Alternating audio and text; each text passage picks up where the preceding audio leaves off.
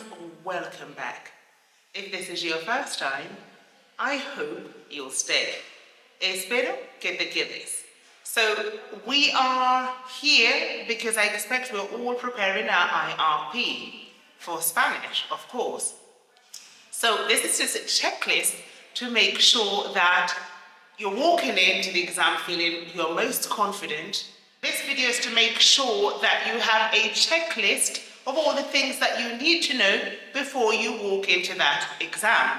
So your IRP, so your individual research project, which consists of a 2-minute presentation where you state your topic or your question, and then you give 2 to 3 arguments with evidence from sources or using quotations and so on to back up your claims.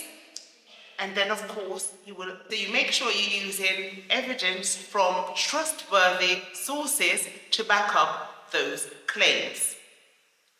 And then of course a nice strong conclusion re-emphasizing everything that you've laid out before us. The 2-minute conversation will then be followed by a 9 to 10-minute discussion where you are going to show that you really understand the topic that you've just presented. First things first, make sure the topic that you're choosing is not big and vague. Check with your teacher first. See what your teacher thinks about what you want to research. Your teacher has more experience, and so he or she can guide you in the right direction. Make sure that you haven't memorized the whole text, because we don't do that. You want to show that you have a deep understanding of the topic that you've chosen because it's interesting to you and you've done your research, and this is a part where we're going to show you analytical skills. So, next point to tick off, you are prepared for those questions that your examiners are going to ask you. Questions such as, ¿hasta qué punto? ¿Por qué? ¿Cómo? ¿Cuál ha sido el impacto de?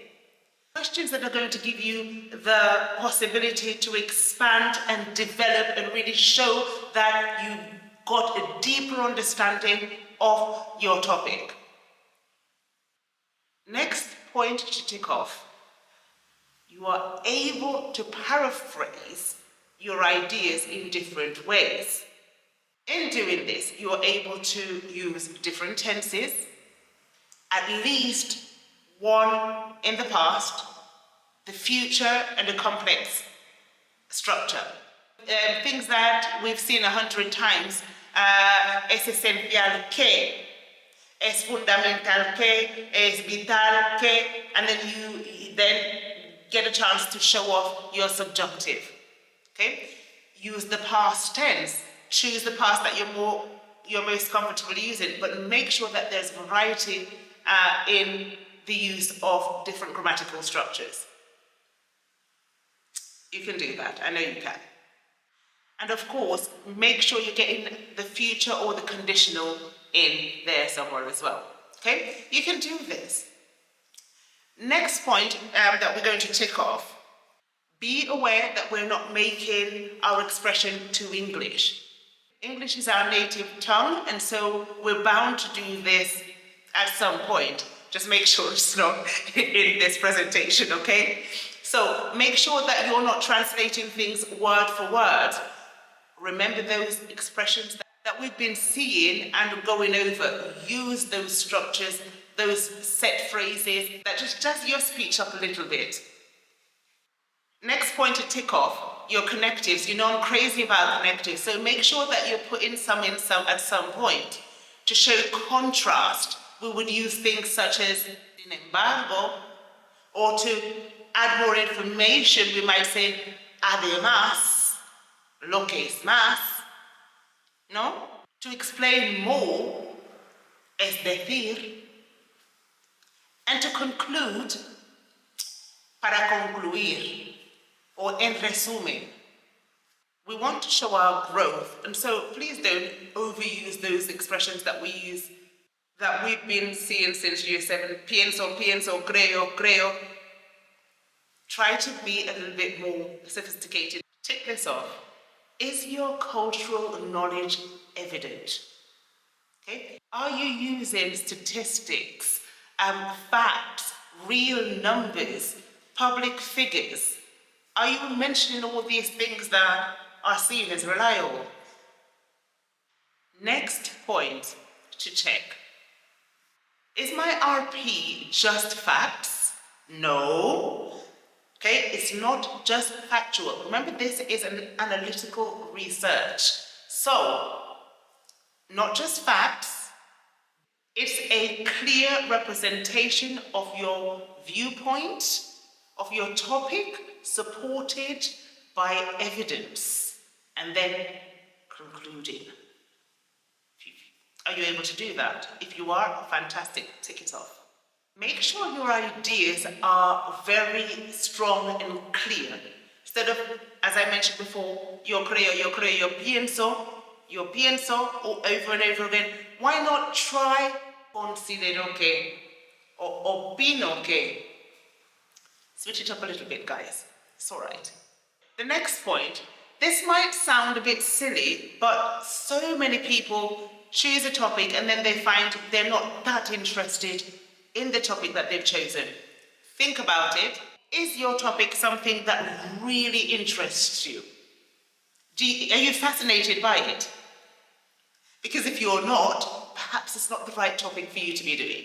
Okay? Think about all the things that has happened culturally in the Hispanic world or Spanish-speaking world. It could be a historical event. It could be an artist. It could be a social movement, a political issue, something that evokes something in you, so you really want to know more and you find it fascinating. That's the first thing. And if you're okay with that, tick that off, because the more we're interested in something, the easier we'll find the research and the easier we will be able to express ourselves on that topic. You will become experts in the area. And so that is key. To reiterate, your IRP, is your cultural knowledge clear? Have you shown enough evidence? And have you concluded well? That's it. That is it, guys. Do let me know how you're getting on with it. And of course, if you need any other help, do not hesitate. First things first, you're going to highlight keywords and key expressions related to your area, your topic, your question. You're going to find that we're collecting evidence. So in terms of statistics, we're looking for quotations and even contrasting opinions surrounding your topic or contrasting ideas about your argument. Look at it all. Jot it down. Highlight these key messages. Okay? And one thing that we do forget a lot of the times is referencing everything. So, clever thing to do when we are doing any sort of academic work. Make sure you're noting down your references so that you can always refer back to those. Okay? Any sort of academic work you do require good referencing. And so, yeah, make sure we're doing that and we're going to be okay. Fantastic. I'm sure you're going to do marvelously well. And with that, I'm going to leave you until next time.